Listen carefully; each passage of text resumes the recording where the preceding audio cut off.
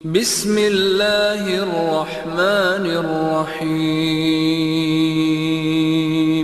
اعوذ باللہ من الشیطان الرجیم، بسم اللہ الرحمن الرحیم، وبہ نستعین وہو خیر الناصر والمعین، رب یسر ولا تعسر وتمم بالخیر، صلی اللہ علی محمد وآل الطیبین الطاہرین، اما بعد۔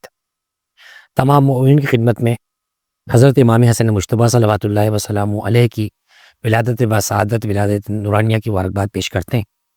امام حسن مجتبیٰ علیہ السلام سلسلہ ائمہ اہل بیت میں دوسرے امام ہیں، اور امام حسن مجتبیٰ علیہ السلام سلسلہ امامت میں دوسرے مرتبے پر اور سلسلہ عصمت میں چوتھے مرتبے پر فائز ہیں۔ امام حسن مجتبیٰ کی ولادت بسعادت کی جو تاریخ ہمارے علماء نے بیان کی ہے، 3 ہجری یعنی ہجرت کے تیسرے برس 15 رمضان المبارک کو حضرت امام حسن مجتبیٰ علیہ السلام دنیا میں تشریف لائے۔ امام حسن علیہ السلام کے کچھ القابات جو کہ سیرت کی کتابوں میں نقل ہوئے ہیں، امام حسن مجتبیٰ علیہ السلام کو سبط الاکبر بھی کہا جاتا ہے، یعنی بڑا نواسا، سبط الاکبر بھی کہا جاتا ہے۔ آپ کے القاب میں ایک لقب زکی بھی ہے، آپ کے القاب میں ایک لقب طیب بھی ہے۔ اسی طریقے سے سید آپ کا مشہور و معروف لقب ہے جو امام حسن مجتبیٰ کو رسول اللہ نے اپنی زبان سے عطا فرمایا۔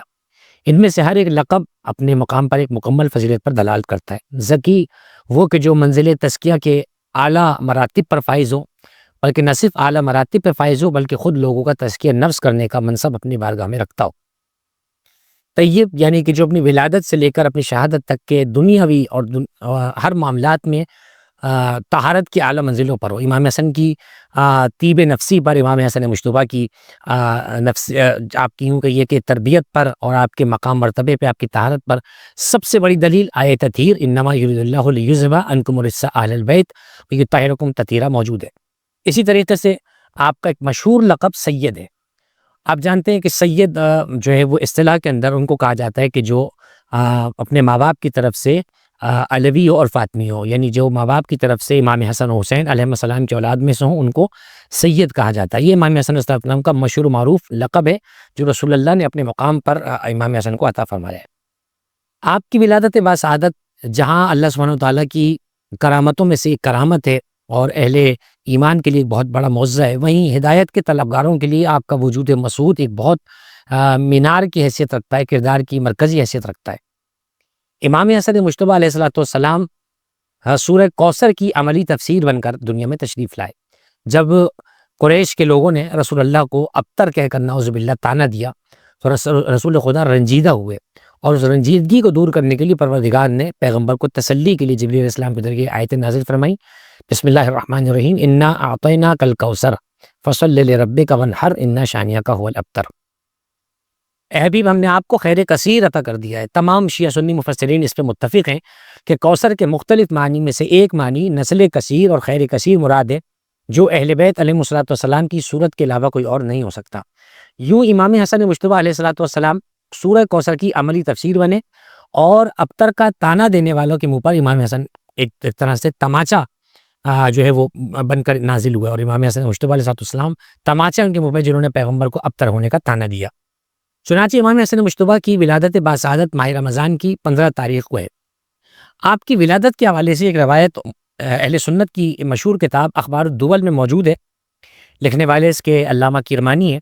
انہوں نے روایت حضرت عائشہ سے یہ کی ہے کہ وہ فرماتی ہیں کہ 15 رمضان کا دن تھا، کہتی ہیں کہ حسن مجتبیٰ علیہ السلام دنیا میں تشریف لائے اس عالم میں کہ نہ جناب زہرا سلام اللہ علیہ سے ظہر کی نماز قضا ہوئی اور نہ آپ سے عصر کی نماز قضا ہوئی۔ ظہر اور عصر کے درمیان امام حسن مجتبیٰ علیہ السلام دنیا میں تشریف لائے۔ یہ آپ کی ولادت کا ایک امتیاز تھا، چونکہ آپ کی مادر گرامی جناب زہرا سلام اللہ علیہ بتول بھی ہیں، لہٰذا آپ کے لیے کسی قسم کی بھی ناپاکی کا تصور کرنا ہمارے لیے جائز نہیں ہے۔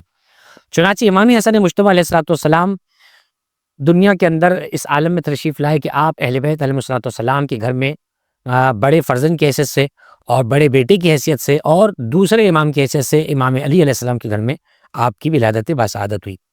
چنانچہ امام حسن مجتبیٰ علیہ السلام کی ولادت کے حوالے سے ایک خواب علماء نے کتابوں میں لکھا ہے، وہ یہ ہے کہ ام الفضل ایک خاتون تھی، وہ کہتی ہے کہ میں نے خواب یہ دیکھا کہ رسول خدا کے جسم کا ٹکڑا میری گود میں آیا ہے، میں سخت پریشان ہوئی، رسول خدا کی بارگاہ میں اس کی تعبیر پوچھنے کے لیے تشریف لے گئی کہ یا رسول اللہ میں نے ایسے خواب دیکھا ہے کہ آپ کے بدن کا ایک ٹکڑا کٹ کے جو ہے میری آغوش میں گرائے، تو پیغمبر اکرم نے مسکرا کے فرمایا ام الفضل گھبرانے کی ضرورت نہیں ہے، یہ اللہ کی طرف سے بشارت ہے، ان قریب میری بیٹی فاطمہ کے ایک فرزند پیدا ہونے والا ہے اور اس کی تربیت کا شرف بھی تمہیں حاصل ہوگا۔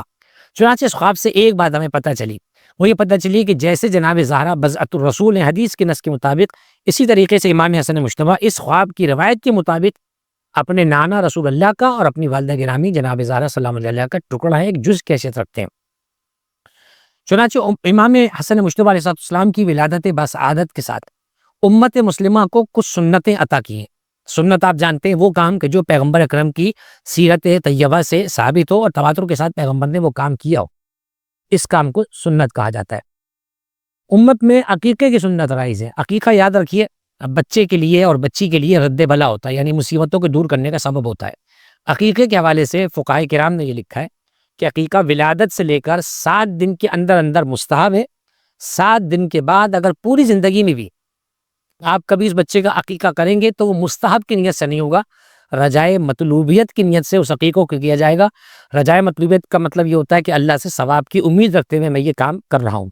چنانچہ امام حسن مجتبیٰ علیہ السلام جب دنیا میں تشریف لائے، جب آپ کی ولادت بسعادت ہوئی، تو روایت میں یہ ہے کہ اللہ کے رسول صلی اللہ علیہ وآلہ وسلم نے ان کی جانب سے عقیقہ کیا۔ امام حسن مجتبیٰ کے سر کے بالوں کو آپ نے صاف کیا اور ان بالوں کے وزن کے برابر چاندی کو صدقہ دیا اور آپ کی طرف سے ایک مینڈھا یعنی دمبا وغیرہ ذبح کیا اور اس کا گوشت مدینے کے فقراء میں اور مستحقین میں تقسیم کیا۔ گویا عقیقے کی سنت یہ رسول خدا سے جاری ہوئی، مگر اس کا سبب امام حسن مجتبیٰ علیہ السلام بنے۔ گویا کہ ساری امت میں قیامت تک جب تک عقیقہ ہو رہا ہے یہ سنت رسول خدا ہے جو امام حسن کے وجود مبارک سے جاری ہوئی۔ اسی طریقے سے دوسری چیز ہمارے یہاں سنت ہے کہ جب بچہ دنیا میں پیدا ہوتا ہے تو اس کے دائیں کان میں اذان کہی جائے، اس کے بائیں کان میں اقامت کہی جائے۔ جیسے کہ امام حسن مجتبیٰ علیہ السلام جب دنیا میں تشریف لائے تو آپ کے دائیں کان میں رسول خدا صلی اللہ علیہ وآلہ وسلم نے اذان کہی اور آپ کے بائیں کان میں اقامت کہی۔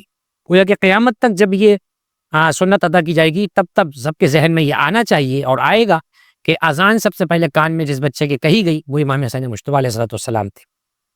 چنانچہ ولادت کے بعد سب سے اہم مرحلہ نام رکھنے کا ہے۔ اگرچہ ہمارے ہاں حکم تو یہ ہے کہ بچہ جب دنیا میں آنے کی آمادگی ہو جائے، یعنی جب بچہ پیدا ہونے کی خبر آپ کے پاس آ جائے کہ آپ کی زوجہ کے یہاں ولادت ہونے والی ہے، تو بہتر تو یہ ہے کہ اس کا نام اس کے پیدا ہونے سے پہلے رکھ دیا جائے۔ اس کا ایک فائدہ ہے حدیث میں کہ اگر وہ بچہ پیدا ہونے سے پہلے خدا نخواستہ کسی بیماری کے تحت یا کسی اور حادثے میں خدا نخواستہ وہ بچہ مر گیا، دنیا میں پیدا نہیں ہو سکا، تو روایت میں یہ ہے کہ اس بچے کا جب نام رکھا ہوا ہوگا تو قیامت میں اسی نام سے اس بچے کو اٹھایا جائے گا، اور اگر وہ بچے کا نام کوئی نہیں رکھے گا اس کی ولادت سے پہلے تو وہ بچہ قیامت میں اپنے ماں باپ سے شکایت کرے گا میرا نام آپ نے کیوں نہیں رکھا تھا۔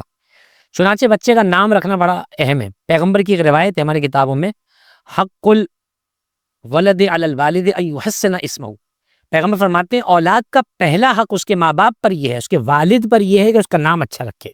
چنانچہ ہمیں نام اچھے رکھنے چاہیے، اور اہل بیت کے ناموں سے اچھے نام کائنات میں کوئی نام نہیں ہے۔ ہم نام یونیک رکھنے کے چکر میں بعض اوقات ڈراموں اور فلموں میں دیکھے ہوئے نام رکھ لیتے ہیں جن کا نہ کوئی معنی ہوتا ہے، بعض اوقات بعد نام اور معنی بہت خراب ہوتے ہیں۔ چنانچہ اہل بیت کے ناموں پہ نام رکھنا چاہیے، سیدھا سیدھا قاعدہ ہمارے پاس ہے۔ اہل بیت کے چاہنے والے جو اصحاب گزرے مثل سلمان و عمار و ابو ذر و مقداد، مختار اور میسم، ان ناموں پہ ہمیں یہ نام رکھنے چاہیے۔ چنانچہ امام حسن مجتبیٰ کی جب تسمیہ گزاری کا مرحلہ آیا، یعنی جب آپ کے نام رکھنے کا مرحلہ آیا، تو دیکھیے یہاں پر اہل بیت نے ہمیں رسول اللہ کا ادب کتنا سکھایا ہے۔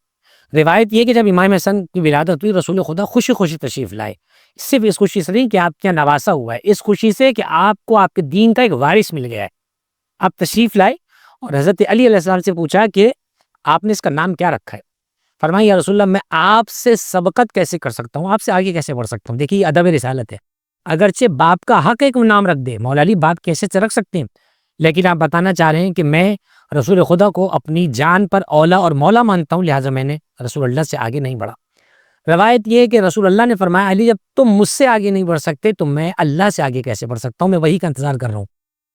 چنانچہ علماء اہل سنت نے بھی روایتوں کو اپنی کتابوں میں لکھا ہے۔ روایت میں یہ کہ جبریل امی علیہ السلام نازل ہوئے، اللہ کی جانب سے سلام پیش کیا، فرمایا اللہ آپ کو یہ فرما رہا ہے کہ میں نے جنت کے خزانوں میں 2 نام چھپا رکھے ہیں، ان میں سے ایک نام آپ کے اس نواسے کا میں حسن رکھ رہا ہوں۔ بعض روایت میں یہ کہ آپ نے امام حسن کا نام شبر رکھا، آپ مختلف نوحوں میں اور مرثیوں میں شبر جو ہے لقب سنتے ہیں امام حسن کا، شبر آپ کا نام بھی رکھا گیا ہے۔ شبر کا جو لفظ ہے یہ عبرانی زبان کا لفظ ہے. شبر حضرت ہارون کے بچوں کا نام ہے. جیسے کہ آپ کو مشہور حدیث یاد ہے، حدیث منزلت، کہ رسول اللہ نے مولا علی سے فرمایا تھا علی تمہیں مجھ سے وہ منزلت حاصل ہے جو ہارون کو موسیٰ سے تھی، مگر یہ کہ میرے بعد کوئی نبی نہیں آئے گا. تو حضرت علی علیہ السلام کو اگر پیغمبر نے ہارون کہا ہے تو یقیناً ان کے بچوں کے نام بھی اسی طرح ہوں گے جیسے ہارون کے بچوں کے نام تھے. تو حضرت ہارون کے بچوں کے نام تھے شبر اور شبیر، یا بعض نے شبیر بھی پڑھا ہے اس کو. تو گویا امام حسن کا نام شبر رکھا گیا، اور شبر کو جب عربی میں ٹرانسلیٹ کیا تو نام بنا حسن. روایت میں یہ ہے کہ عرب میں اور تاریخ آدم و عالم میں حسن نام کبھی بھی رکھا نہیں گیا. حسن کا لفظی معنی ہوتا ہے اچھا، خوبصورت، حسین. اور علماء یہ بتاتے ہیں کہ امام حسن مجتبیٰ کا نام اللہ نے رکھا اور آپ کا نام خزانہ قدرت سے حاصل کیا گیا. امام حسن مجتبیٰ جب دنیا میں تشریف لائے تو دیکھیے سب سے پہلی غذا جو کسی بچے کو دی جاتی ہے گھٹی ہوتی ہے، کوئی بھی چیز سٹائی جاتی ہے. بعض روایات میں یہ ہے کہ اگر ہمارے پیدا ہونے والے کسی محب کے بچے کو، اگر چاہنے والے ہمارے یہاں جو شیعوں میں بچے پیدا ہوں، اگر اسے فرات کے پانی کی گھٹی دی جائے، البتہ موجودہ فرات کا جو پانی ہے ظاہر ہے کہ وہ پینے کے قابل نہیں ہے کیونکہ اس میں آلودگی وغیرہ کے معاملات ہم دیکھ رہے ہوتے ہیں، لیکن فرات کے پانی کی برکت بہت زیادہ ہے. فرات کے پانی کی گھٹی اگر ہمارے اہل بیت کے چاہنے والے بچوں کو دی جائے، شیعوں کے بچوں کو دی جائے، تو امام فرماتے ہیں ہمارا وہ چاہنے والا بچہ ہمارا محب ہوگا، ہم سے محبت رکھنے والا ہوگا. لیکن قربان جائے امام حسن پر جن کی ولادت کے بعد جن کی پہلی غذا رسول خدا کا لعاب دہن بنائے، یہ اہل بیت کے گھر میں صرف امام علی کے بعد امام حسن اور امام حسین کو نصیب ہوگا کہ آپ کو پیغمبر اکرم کا لعاب نصیب ہوا. چنانچہ آپ کو جو ہے وہ لعاب دہن رسول اللہ نے اپنی زبان مبارک سے ان کو دیا. چنانچہ امام حسن مجتبیٰ علیہ الصلوۃ والسلام اہل بیت علیہ الصلوۃ والسلام کے اس فرد نمایاں کی صورت میں جو ہے وہ دنیا میں ظاہر ہوئے کہ آپ کو مختلف القابات سے، آپ کی کریمی سے، آپ کی حلم سے، آپ کے علم سے، آپ کی دیانت، آپ کی شجاعت، آپ کی امانت، آپ کی صداقت سے آپ کو پہچانا گیا. چنانچہ امام حسن مجتبیٰ علیہ الصلوۃ والسلام کا بچپنا، اگرچہ ہم بچپنے کی بات کرتے ہیں لیکن یاد رہے کہ ہمارے یہاں ایک حدیث ہے کہ امام بچپنے میں بھی امام ہوتا ہے چاہے بچہ ہی کیوں نہ ہو، اور نبی اپنے لڑکپن میں بھی نبی ہوتا ہے چاہے وہ لڑکپن کی عمر میں ہی کیوں نہ ہو. چنانچہ امام حسن مجتبیٰ علیہ الصلوۃ والسلام جب اپنے گھر میں اس طریقے سے اپنے نانا جان اور اپنی مادر گرامی اور اپنے بابا جان کی زیر سایہ تربیت پاتے رہے، پھر ایک وقت وہ آیا کہ امام حسن مجتبیٰ کا تعارف رسول اللہ نے اپنی امت کے سامنے کرانا شروع کیا، اپنے اصحاب کے سامنے آپ کا تعارف کرانا شروع کیا. کبھی آپ امام حسن مجتبیٰ علیہ الصلوۃ والسلام کو اپنے کاندھوں پہ بٹھا کر مدینے کی گلیوں میں سوار ہوتے، اور ایسے میں اگر کوئی شخص یہ دیکھتا کہ امام حسن رسول اللہ کے کاندھے پر سوار ہے تو وہ تعجب سے دیکھ کر کہتا نعم المرکب، کیا اچھی سواری ہے. یعنی وہ تعریف کرتا رسول خدا کی، دیکھنے والا کہتا نعم المرکب، کتنی اچھی سواری ہے. تو رسول اللہ ٹوک کے فرماتے ہیں نعم الراکب، یہ بھی تو دیکھو سوار کتنا اچھا ہے. یعنی پیغمبر اکرم نے فوراً ایک بات کا میں درس دیا کہ جب بھی میری نعت کہنے جاؤ تو کوشش کرو میری نعت میں اہل بیت کی منقبت ضرور رکھنا، ورنہ میری نعت جو ہے وہ تمہیں فائدہ نہیں دے گی. چنانچہ کسی مقام پر امام حسن کا تعارف یہ کہہ کے کرایا کہ ان ابنی ھذا سید، میرا یہ بیٹا سید ہے، سردار ہے. چنانچہ ایک مقام پر فرمایا الحسن والحسین سیدہ شباب اہل الجنہ، حسن و حسین اہل جوانان جنت کے سردار ہیں، جو جوان جنت کے اہل ہوں گے، جو جنت کے اہل ہیں، میرے بچے حسن و حسین ان کے سردار ہیں. کہیں امام حسن مجتبیٰ کو دیکھ کر پیغمبر نے فرمایا، اور روایت میں انس بن مالک فرماتے ہیں کہ ان الحسن ابن علی کان اشبہ بالنبی ما بین الصدر الی الراس والحسین ما کان اسفل من ذلک. انس بن مالک کہتے ہیں ہم نے غور سے دیکھا کہ حسن ابن علی سر سے لے کر سینے تک امام رسول اللہ سے شباہت رکھتے تھے، اور امام حسین سینے مبارک سے قدموں تک رسول اللہ کی شبیہ تھے. کہیں رسول اللہ نے امام حسن کو اور امام حسین کو فرمایا الحسن والحسین امامان قاما او قعدا، میرے یہ دونوں بیٹے امام ہیں چاہے بیٹھے ہوں یا کھڑے ہوں. امام حسن مجتبیٰ علیہ السلام کی کریمی بڑی مشہور ہے، آپ کو کریم اہل بیت کہا جاتا ہے. آپ کا دسترخوان مدینے میں بڑا مشہور ہے. آپ بچپنے کے اندر اپنے نانا سے آپ کو وہ قرب حاصل ہے کہ اگر حالت سجدہ میں آپ اپنی نانا کی پشت پر آ جاتے ہیں. یہ روایت اہل سنت کے یہاں امام حسن کے حوالے سے زیادہ مشہور ہے، البتہ ہمارے مصادر میں ہماری کتابوں میں یہ روایت امام حسین کے بارے میں زیادہ مشہور ہے. لیکن بہرحال بات اہل بیت کے گھر میں ہی ان سے گھر سے باہر نہیں جاتی ہے. روایت میں یہ کہ ایک دن امام حسن مجتبیٰ علیہ السلام پشت رسول پہ تشریف لے آئے، اور ایسے میں رسول اللہ جو ہے وہ سجدے کو طول دے رہے ہیں، اور سب سجدہ طول دیا جا رہا ہے. تو ایسے میں جب امام حسن اپنی مرضی سے اترتے ہیں تب رسول خدا سجدے کو تمام کرتے ہیں. لوگ پوچھتے ہیں یا رسول اللہ آپ نے سجدے کو اتنا طول کیوں دیا؟ فرمایا کہ اللہ حسن سے محبت کرتا ہے، میں بھی حسن سے محبت کرتا ہوں، اے اللہ تو اس سے محبت کر جو حسن سے محبت کرتا ہے. ایک مقام پہ آپ مسجد نبوی میں خطبہ دے رہے ہیں، آپ جانتے ہیں خطبہ اہم جز ہوتا ہے آپ کے نماز سے پہلے. روایت یہ ہے کہ امام حسن جو ہے وہ اپنے گھر سے برآمد ہوتے ہیں اور بچپنے کا عالم ہے، چھوٹی سی ابا امام حسن کے کندھوں پر ہے، آپ ابا میں الجھ کر ذرا سا ناہموار ہو جاتے ہیں، ایسے میں خطبہ چھوڑ کے رسول خدا دوڑتے ہوئے اصحاب کے مجمع کو چیر کے جاتے ہیں اور امام حسن کو اٹھا کے لاتے ہیں اور اپنے زانو پہ لا کے بٹھاتے ہیں اور فرماتے ہیں انما اموالکم و اولادکم فتنہ، قرآن کی آیت پڑھ کے کہتے ہیں یقیناً تمہاری اولاد اور تمہارا مال تمہاری آزمائش ہے۔ تو کسی صحابی نے کہا یا رسول اللہ آپ کو حسن سے اتنی محبت ہے؟ فرمایا اگر تمہارے دلوں میں اللہ نے محبت بچوں کی نہیں ڈالی تو میں کیا کروں، مجھے تو اپنے نواسے سے محبت اس لیے کیونکہ اللہ اس سے محبت کرتا ہے۔ چنانچہ امام حسن مجتبیٰ کا تعارف کئی مقامات پر رسول اللہ نے مختلف الفاظ سے کرا اور امام حسن کو جوانان جنت کا سردار قرار دیا۔ چنانچہ امام حسن کی سیرت کو اگر ہم احاطہ کریں پوائنٹس کی صورت میں، اگر ہم دیکھنا چاہیں، خلاصہ پیش کرنا چاہیں، خاکہ سمجھنے کی کوشش کریں اگر سیرت کے اس مختصر سے بیان میں، تو ہمیں اندازہ ہوگا 3 ہجری کی جو جنگ احد ہے اس کے بعد امام حسن نے 5 ہجری میں جو جنگ احزاب ہوئی جسے جنگ خندق بھی کہا جاتا ہے اس کا مشاہدہ کیا ہے۔ دیکھیں امام علیہ الصلوۃ والسلام اگرچہ بھی بچپنا ہے، آپ عملی طور پہ میدان میں اس طرح شریک نہیں ہیں جیسے ایک سپاہی شریک ہو سکتا ہے، لیکن آپ نے ان تمام مناظر کو اپنی آنکھوں سے دیکھا ہے۔ 3 ہجری کے بعد 5 ہجری میں جنگ خندق کو امام حسن مجتبیٰ نے دیکھا ہے، جہاں آپ نے یہ دیکھا کہ کس طرح جیتتی ہوئی جنگ لوگ ہارے اور اس جیتتی ہوئی جنگ کو امام علی علیہ السلام کی تلوار کی بدولت جو ہے وہ اللہ نے فتح کروایا۔ اور یہ دیکھا امام حسن نے کہ اگر جنگ خندق میں میرے بابا علی نہ ہوتے تو پھر جنگ خندق میں رسول اللہ کا جو ہے خدا نخواستہ اگر شہادت ہو جاتی تو اسلام پر کفر غالب آ جاتا۔ 6 ہجری میں امام حسن مجتبیٰ نے صلح حدیبیہ کا جو ہے وہ مشاہدہ کیا۔ یہاں صلح حدیبیہ کے حوالے سے ایک بات یاد رکھیں، صلح حدیبیہ کفار کے ساتھ مشرکین کے ساتھ ایک معاہدہ تھا رسول اللہ کا۔ دیکھیے صلح کا مطلب کبھی بھی یہ نہیں ہوتا کہ آپ اپنے دوسرے حریف کو، اپوزٹ جو آپ کی پارٹی ہے، آپ اس کے تمام چیزوں کو درست سمجھ رہے ہیں۔ بعض اوقات کیا ہوتا ہے سیز فائر ہوتا ہے، آپ پیچھے ہٹ رہے ہوتے ہیں، ٹھیک ہے میں اس کو آگے نہیں بڑھانا چاہ رہا۔ جس طریقے سے رسول اللہ نے رسول اللہ نے زندگی میں کفار سے صلح حدیبیہ کی ہے، بالکل اسی طریقے سے امام حسن مجتبیٰ علیہ السلام نے صلح کی ہے حاکم شام سے۔ جیسے رسول اللہ کی صلح کا مطلب یہ نہیں تھا کہ آپ نے ان کی باتوں کو تسلیم کر لیا ہے، اسی طریقے سے امام حسن کا حاکم شام سے صلح کرنا یہ نہیں تھا کہ آپ نے حاکم شام کی بیعت کو تسلیم کر لیا یا آپ نے حاکم شام کو اپنا امام تسلیم کر لیا یا آپ نے حاکم شام کے افعال کو تسلیم کر لیا۔ یہ قطعاً ہمارے یہاں درست نہیں ہے۔ امام حسن مجتبیٰ نے فقط مومنین کا خون بچانے کے لیے صلح کی اور حکومت کو گویا کہ آپ نے قربان کر دیا، یہ بات ذہن میں رہنی چاہیے۔ چنانچہ 6 ہجری میں صلح حدیبیہ کا مناظر جو ہے مشاہدہ امام حسن کر رہے ہیں۔ 7 ہجری میں امام حسن مجتبیٰ جنگ خیبر دیکھ رہے ہیں اور وہاں بھی آپ دیکھ رہے ہیں کہ اگر آپ کے بابا علی بن ابی طالب نہ ہوتے تو علم اسلام کا کس کے ہاتھ میں ہوتا، علم سرنگو ہو جاتا، اور اگر وہاں بھی آپ کے بابا کی تلوار نہ ہوتی، ذوالفقار نہ ہوتی تو ہمیشہ کے لیے یہودی مسلمانوں کے سروں پہ سوار ہو جاتے۔ چنانچہ 8 ہجری میں امام حسن مجتبیٰ فتح مکہ کا منظر دیکھ رہے ہیں۔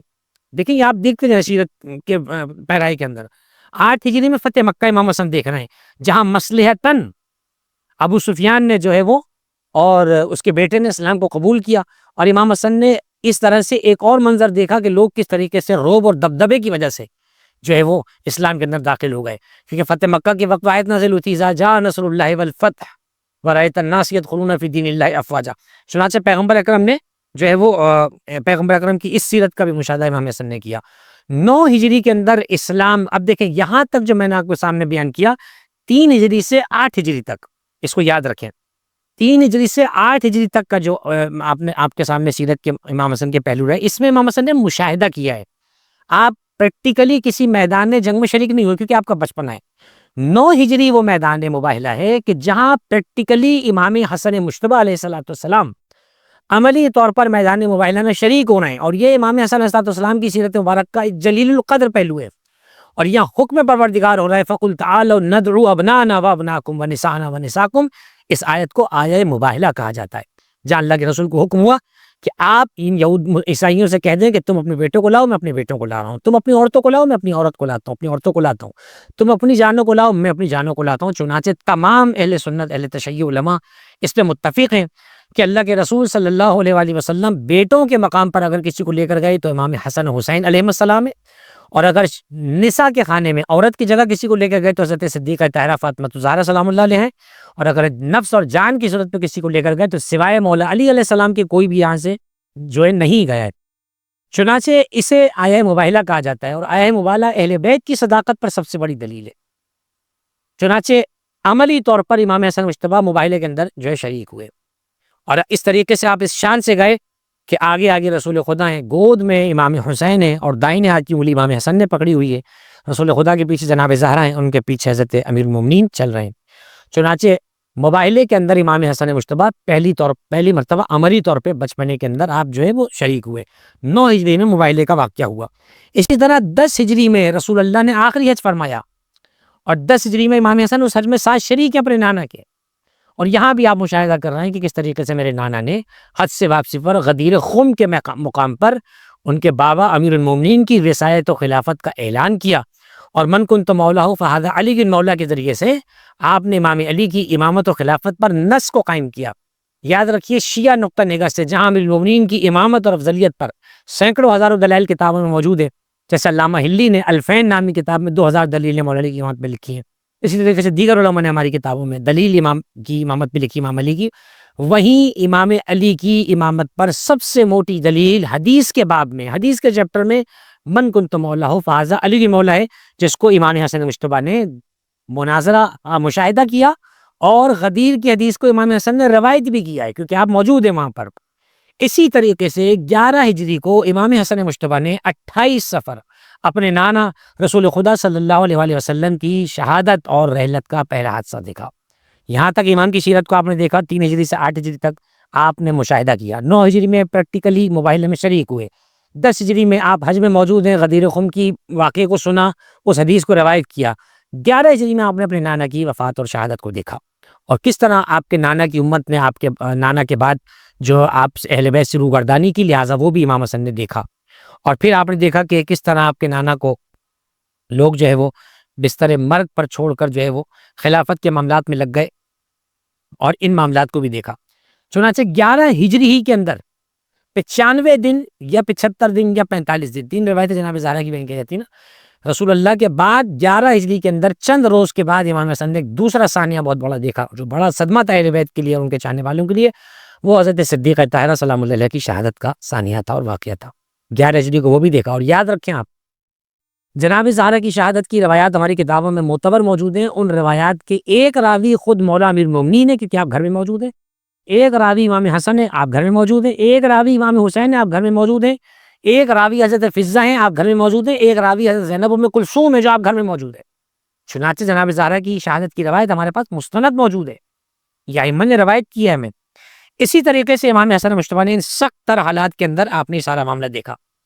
پھر 11 ہجری کے بعد جب دیگر خلفاء کی حکومت قائم ہو گئی تو امام حسن نے یہ بھی دیکھا کہ 25 سال آپ کے بابا امیر المومنین کس طریقے سے آپ کے بابا کو گوشہ نشینی کی اختیار کرنی پڑی، گھر میں رہے امام امیر المومنین، گھر میں رہے 25 سال، لیکن آپ نے حکومتی معاملات میں جہاں کہیں دینی مسئلہ پیش آیا آپ نے ہمیشہ رہنمائی فرمائی، مدد کی آپ عملی طور پہ مداخل رہے۔ چنانچہ امام حسن مجتبیٰ علیہ السلام کی سیرت کے مختلف پہلو ہمارے سامنے یہاں پر نظر آتے ہیں۔ چنانچہ بچپنے کے واقعات میں اگر آپ غور کریں گے تو امام حسن مجتبیٰ کا علم اگر آپ کو دیکھنا ہے تو بچپنے کے زمانے کے واقعات ہے۔ پہلے خلیفہ کی خلافت کا دور تھا، ایک شخص نے جو ہے وہ پہلے خلیفہ سے سوال یہ کیا کہ اگر احرام کی حالت میں کوئی شتر مکھ کے انڈے کھا لے تو کفارہ کیا ہوگا؟ چنانچہ پہلے خلیفہ نے یہ سوال جو ہے عبد الرحمن ابن عوف کو بھیج دیا۔ اس نے جب اس مسئلے کو مشکل پایا تو اس نے کہا مولا علی سے مسئلہ پوچھا جائے۔ جب امام علی سے مسئلہ پوچھا گیا تو امام علی نے فرمایا کہ جواب تو میرا بیٹا حسن بھی دے گا کہ اگر کوئی احرام میں شتر مرغ کے انڈے کھا لے تو کیا ہوگا؟ امام حسن نے فرمایا اونٹنیوں پر اتنی ہی مقدار میں اونٹ چھوڑ دیے جائیں گے جو بچے پیدا ہوں اور انہیں خانہ خدا کے حوالے کر دیا جائے گا۔ اب ذرا غور فرمایا آپ، یہ امام حسن نے سوال کا جواب دیا۔ حضرت علی نے فرمایا کہ اے بیٹا بعض انڈے خراب بھی تو ہو سکتے ہیں، انڈے کچھ خراب بھی تو ہو جاتے ہیں۔ فرمایا اے بابا لیکن کچھ انڈے وہ ہوتے ہیں کہ جو خراب ہونے سے پہلے حمل کے دوران ضائع بھی تو ہو سکتے ہیں۔ چنانچہ یہ ایک جواب امام حسن نے دیا۔ ایک اور مختصر سا امام حسن کے علم کا واقعہ سنیں۔ امام حسن علیہ السلام ایک مقام سے گزر رہے تھے، ایک شخص نے آ کر جو ہے وہ مولا امیر المومنین سے ان کو مولا علی کو چھوڑتے ہوئے حاکم شام معاویہ کے پاس کوئی شخص گیا اور معاویہ سے کہا کہ یہ بادشاہ روم کے کچھ سوالات ہیں، ان کے جوابات اگر دے دو تو وہ اسلام کو قبول کر لے گا۔ تو حاکم شام نے کہا کہ بھئی یہ سوالوں کے جواب تو حسن مجتبیٰ دیں گے۔ چنانچہ امام حسن سے سوال جو کیے گئے وہ سوال کیا تھے؟ امام حسن سے پوچھا، پہلا سوال یہ تھا بتاؤ حق اور باطل میں کتنا فاصلہ ہے، زمین و آسمان کا فاصلہ کتنا ہے، مشرق و مغرب میں فاصلہ کتنا ہے، اور یہ امام سے پوچھا گیا سوال، امام نے فرمایا حق اور باطل میں فاصلہ 4 انگل کا ہے. ایسے 4 انگلی امام نے کی اور ایسے رکھ کے فرمایا 4 انگلیوں کا فاصلہ ہے. فرمایا 4 انگلیوں سے مراد یہ کہ آنکھ اور کان، یعنی حق اور باطل میں اتنا ہی فاصلہ ہے جتنا آنکھ سے جو ہے دیکھنے اور کان سے سننے کے درمیان فاصلہ ہے. ہمیں یاد رکھنا چاہیے، بعض اوقات ہم بات کسی کے سن کے یقین کر لیتے، جب تک آپ دیکھیں نہیں خود سے یقین نہ کریں اس کے اوپر. پوچھا بتائیں زمین و آسمان کا فاصلہ کتنا ہے؟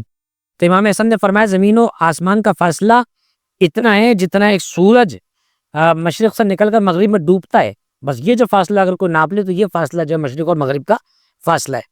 اسی طرح امام حسن اسلام سے پوچھا گیا زمین و آسمان کا فاصلہ کتنا ہے؟ امام نے فرمایا کہ ایک مظلوم جب چیختا ہے، ایک مظلوم جب آہ کرتا ہے نا، تو فرمایا وہ آہ جو نکلتی ہے جتنی دیر میں وہ آہ بولتا ہے، بس یہ زمین و آسمان کا فاصلہ ہے. کیونکہ مظلوم کی جو آہ ہوتی ہے، جو مظلوم کی چیخ ہوتی ہے نا، وہ زمین سے آسمان تک فوراً پہنچتی ہے. یہ زمین و آسمان کا فاصلہ امام نے کہا ہے. فرمایا مشرق اور مغرب کا فاصلہ، فرمایا جتنی دیر میں ایک سورج چکر لگاتا ہے مشرق سے مغرب کا، یہ جو ہے مشرق اور مغرب کا فاصلہ ہے. چنانچہ امام حسن نے مجتبیٰ علیہ السلام نے اس طریقے سے مختلف مقامات پر جو ہے اپنے سوالات پیش کی. امام علیہ السلام کہ اگر آپ اخلاق کی بات کریں، دیکھیں اخلاق بڑا ضروری حصہ ہوتا ہے. آپ کا دین بہت اچھا ہے، آپ کا عقیدہ بہت اچھا ہے، آپ کا اسلام بہت اچھا ہے، لیکن آپ کا اخلاق اچھا نہیں ہے تو آپ ریپرزینٹیو نہیں بن سکتے اپنے دین کے. کہیں جا کر آپ شیعہ کے حیثیت سے ریپرزینٹ نہیں کر سکتے خود کو. امام حسن کے اخلاق کے حوالے سے میں لکھا کہ آپ کے گھر کی خادمتی کنیز تھی، اس سے آپ کے کپڑوں پہ شوربہ گر گیا، کپڑے پہ سالن وغیرہ جیسے ہوتا ہے گر گیا. امام علیہ السلام نے فوراً جو ہے وہ اس کنیز کو آزاد کر دیا، اور آزاد اس لیے کیا، فرمایا کہ اس کو یہ نہ لگے کہ مجھے امام حسن اس کی کوئی سزا دیں گے، وہ خوف زدہ نہ ہو، لہٰذا آپ نے اس کنیز کو اللہ کی راہ میں آزاد ہی کر دیا. امام حسن نے مجتبیٰ کے اخلاق میں سے اور آپ کی کرامتوں میں سے ایک واقعہ علماء نے لکھا ہے کہ آپ کا دسترخوان مدینے میں بہت مشہور تھا، کریم اہل بیت کہا جاتا ہے. فرمایا کہ مدینے میں کوئی شخص بھی اگر مسافر آتا تھا، کوئی سامان لینے آ رہا ہے، کوئی اور طریقے سے کام سے آ رہا ہے، آپ کا دسترخوان مشہور ہوتا تھا. کوئی بھوکا آتا تھا، امام اس کو پیٹ بھر کے کھانا کھلاتے تھے اور فرماتے تھے کہ اگر تجھے گھر والوں کے لیے بھی کھانا لے کر جانا ہے تو یہاں سے لے کر بھی جا سکتا ہے. چنانچہ امام حسن علیہ السلام کی کریمی کا اور آپ کی سخاوت کا عالم اتنا تھا کہ آپ علیہ السلام جو ہے باقاعدہ طور پر آپ کے دسترخوان مدینے میں مشہور تھے. شجاعت کی اگر بات کی جائے، یاد رکھیں مکتب اہل بیت میں امام کے لیے چند شرائط تھیں. ان میں سے ایک واضح شرط یہ کہ امام اپنے زمانے کے دنیا بھر کے لوگوں میں سب سے زیادہ بہادر ہونا چاہیے، بزدل امام نہیں ہوتا کبھی بھی. چنانچہ امام حسن کی شجاعت کے واقعات کو دیکھیں آپ. اس سے تو پہلے یہی کہہ دینا کافی ہے جن کا باپ علی مرتضیٰ ہو، شیر لافتہ ہو، تو بتائیں ان کے بیٹے کی شجاعت کا عالم کیا ہوگا. چنانچہ آپ کی شجاعت کے واقعات میں لکھا ہے کہ امام حسن مجتبیٰ علیہ السلام 35 ہجری کے اندر جنگ جمل میں باقاعدہ امام علی کی طرف سے جنگ میں شریک ہوئے اور آپ نے شجاعت کے جوہر دکھائے. اسی طریقے سے جنگ صفین جو حاکم شام نے لڑی ہے مولا علی سے، اس میں آپ باقاعدہ شریک ہوئے اور آپ نے شجاعت کے جوہر دکھائے باقاعدہ طور پر، اور آپ شجاعت کے اندر آپ کا لوح مشہور تھا. یہاں ایک اور بات پتہ چل گئی، جو لوگ یہ سمجھتے ہیں کہ امام حسن نے نعوذ باللہ ڈر کر صلح کی تھی یا بندے کم تھے تو صلح کر لی تھی، امام حسن علیہ السلام نے ان کو ذہن میں رکھنا چاہیے کہ امام کبھی بھی بندے کم یا زیادہ ہونے کی وجہ سے اقدام نہیں کرتا یا پیچھے نہیں ہٹتا ہے. امام اللہ کی مصلحت کے تحت اسٹینڈ لیتا ہے. امام حسن کے زمانے میں حکم تھا ہی نہیں کہ آپ اسٹینڈ لیں، امام حسن کو حکم تھا کہ آپ بھی بیٹھ جائیں، آپ حکومت حوالے کر دیں، مومنین کا خون بچائیں. امام حسین کو حکم تھا آپ اسٹینڈ لیں چاہے آپ کے ساتھ لوگ نہ ہو. 72 افراد آپ کے ساتھ تھے، بعض نے 100 لکھا ہے، یہ بہت بڑا فگر نہیں ہے لاکھوں کے مقابلے میں، ہزاروں کے مقابلے میں.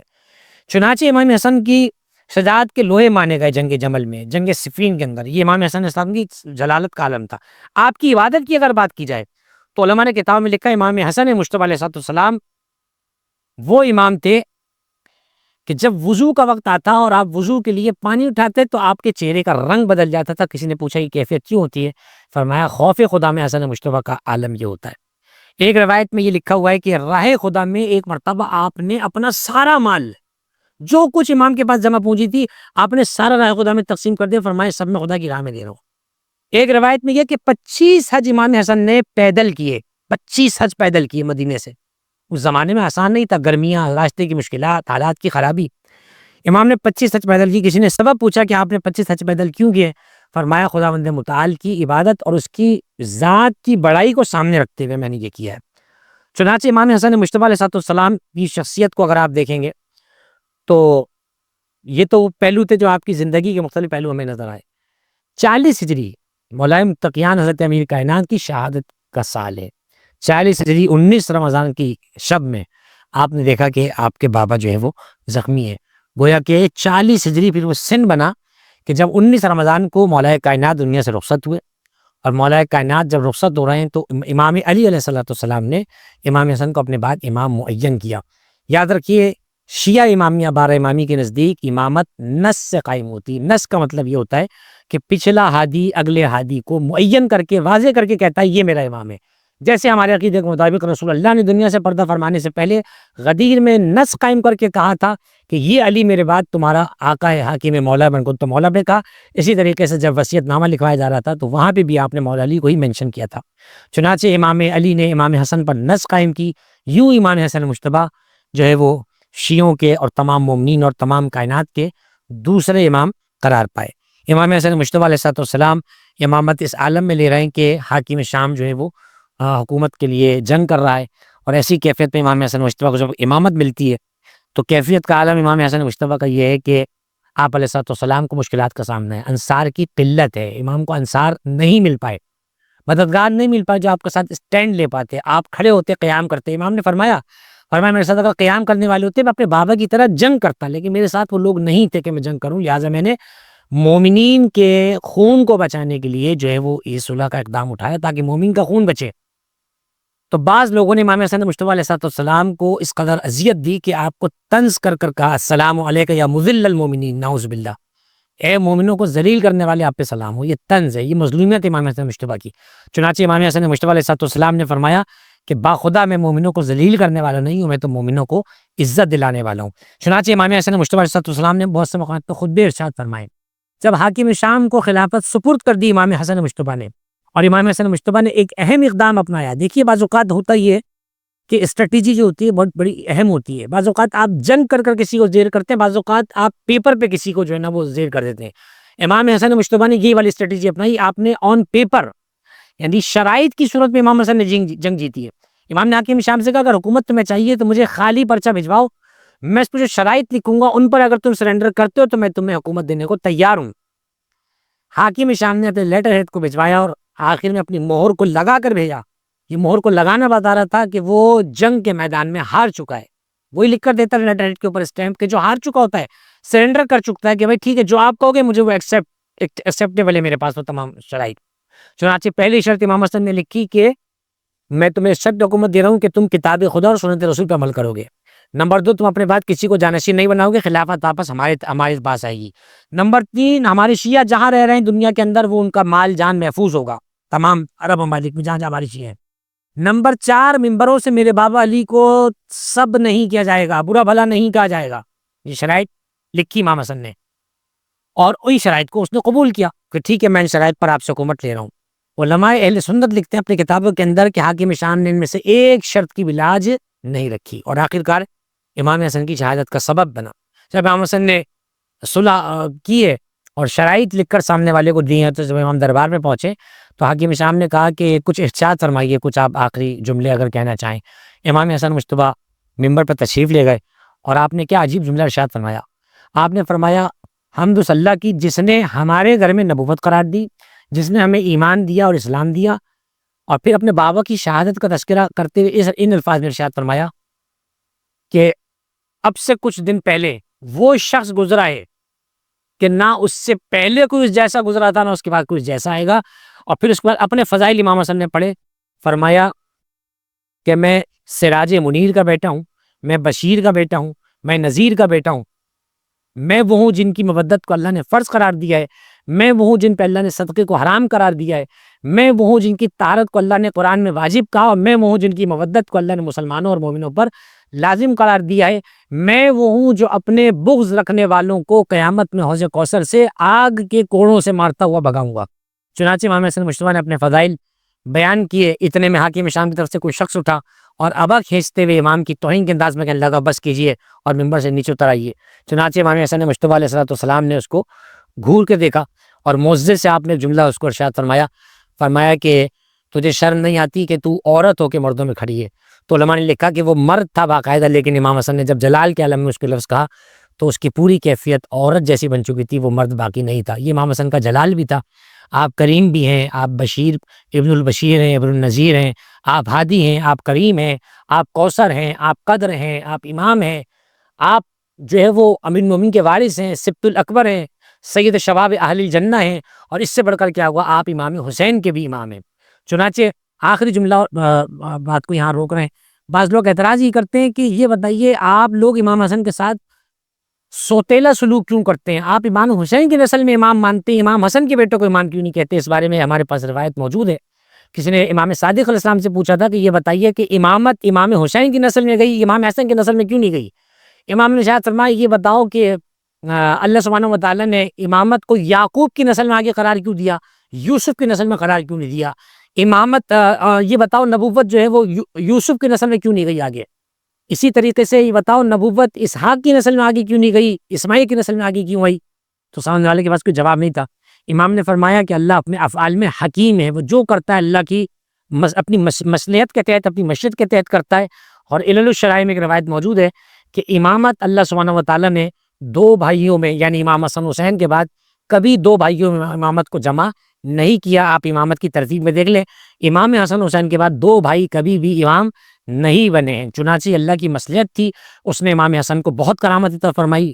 وہ ویسے ہی امام ہیں جیسے امیر المومنین ہمارے پہلے امام ہیں، ان کی شان میں کوئی کمی کا تصور ہمارے پاس موجود نہیں ہے۔ لیکن جب امامت کی بات آئے گی تو امامت کے بارے میں یہ قاعدہ موجود ہے کہ امامت امام حسین کی نسل میں آگے جاری و ساری ہے۔ امام حسین کی نسل میں بڑے جلیل القدر سادات پیدا ہوئے ہیں، اولیاء خدا پیدا ہوئے ہیں۔ چنانچہ پروردگار عالم نے اس خانوادے کو عزت سے، شرف سے، ایمان سے، اسلام سے اور امامت سے سجایا ہے۔ پروردگار ہم سب کو سیرت امام حسن مجتبیٰ علیہ السلام پہ عمل کرنے کی توفیق عطا فرمائے، اور ہم سب کو امام حسن مجتبیٰ کی شفاعت نصیب فرمائے۔